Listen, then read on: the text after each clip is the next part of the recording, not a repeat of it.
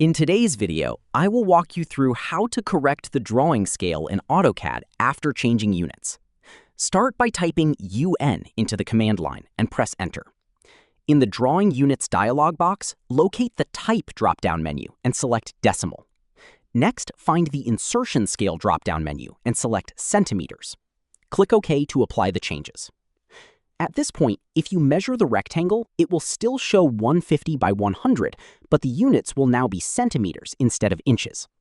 Because 1 inch does not equal 1 centimeter, we need to correct the drawing scale.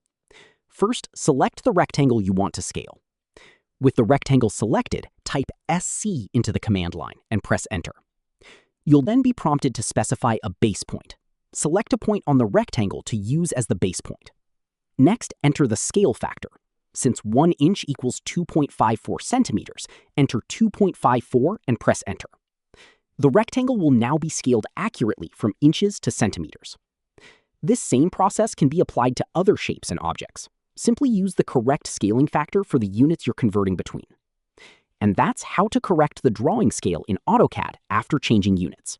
Thank you for watching the video.